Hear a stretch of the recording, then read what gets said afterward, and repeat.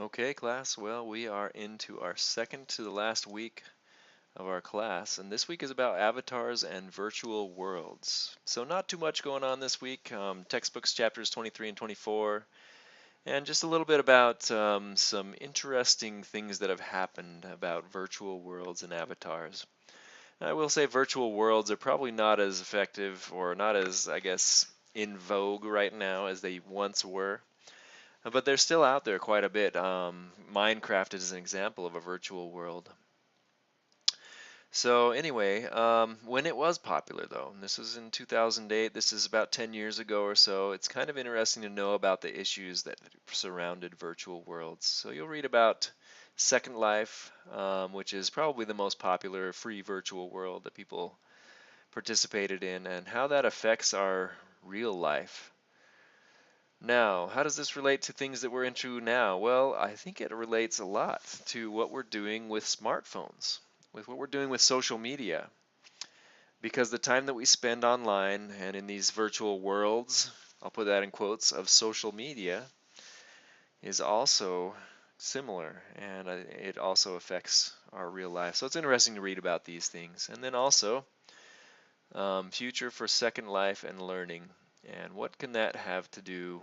Has this come to fruition? It's kind of interesting to look back and think about these virtual worlds and how they've come to fruition in some ways. So that's what the topic is this week, just for your chance to read about those. And there's actually a presentation or two about those as well, Living the Dream in Second Life and a Life 2.0 trailer.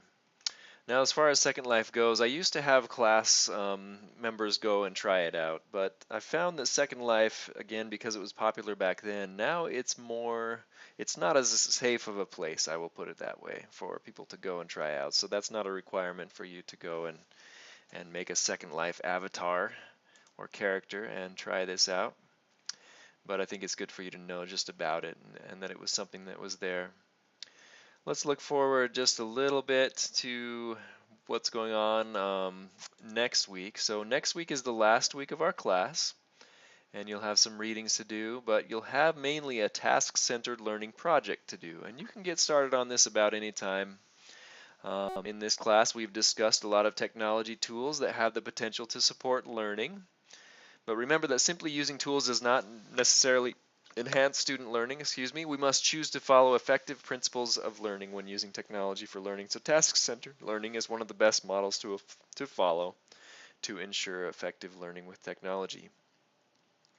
So your assignment then is to pick one of the many tools we've discussed in this class and submit an assignment that shares how it could be used as part of a task-centered learning experience. And these are the bullet points that I'm looking for in this assignment. You're going to introduce and discuss the tool and how it works. And then you're going to introduce the concept of task-centered learning. And what does it mean overall? Now you're going to go back to the beginning of the semester. We had a week on task-centered learning on January 14th through the 19th, so that will help you to remind you about these concepts. But I want to see that you know about task-centered learning. What is it all about? Introduce the elements of it. What are learning tasks? Explain that. What does the activation of prior knowledge mean? Demonstration, modeling, application, integration, exploration. You'll want to take a look, especially from the previous readings that we had. There is one called What is Task-Centered Learning? That one's probably going to be your targeted one. It's going to be the one that you want to really look at for these elements of task-centered learning, because it has some sections on each of the elements of task-centered learning, such as, we'll go to prescriptions here.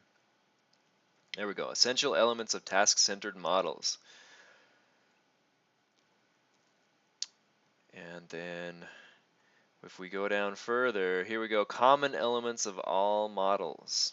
So down below under common elements of all models, you have a good explanation of what learning tasks are. And then we have activation of prior knowledge, and then we have demonstration, modeling, and so forth. So you'll want to take a look at that to prepare you to do this assignment. Then next, you're going to discuss a learning task that could incorporate the tool. Now, a long time ago, I also shared a video about what task-centered learning looks like, and I used the example of learning to play a piano piece. And so that can be a guide to you as well. And then let's see, discuss a learning task. So what is a learning task that could incorporate the tool? Discuss how other elements of task-centered learning, such as activation of prior knowledge, demonstration, modeling, application, integration, and exploration, could work with the tool. So those 4 other elements of task-centered learning, how would those look if you used a certain tool to do task-centered learning?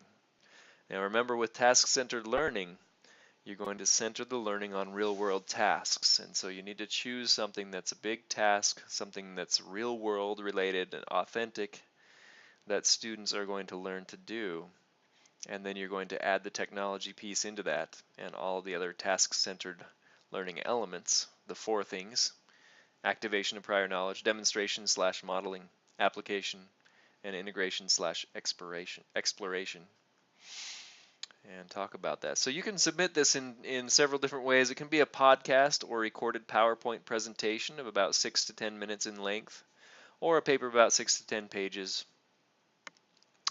And you'll want to cite sources for that paper, especially as you talk about task-centered learning. What are the elements of task-centered learning? And then here's how you'll be graded. Is the introduction to the tool clear and complete? Is task-centered learning introduced clearly? The elements of task-centered learning are introduced accurately. A learning task that could incorporate the tool is discussed. Now that's the trick, I think. The real trick is finding a good learning task. And if you'd like to, suggest a task to me and send me an email about it, or communication through Remind, you can do that and ask me, is this a good task? The assignment is the appropriate length, and the assignment is high quality. So for instance, if it's recorded, is the audio quality good? The slides good? If a paper, is it free of grammatical and spelling errors, as well formatted? And does it have citations and that type of thing? So that's what we'll be looking for this final assignment due May 4th. But I think that's about it. Just a couple of reminders too. I'll be grading your e-portfolio assignments soon if I haven't already, and getting into those hopefully today. And I think that's about it. So have a great week.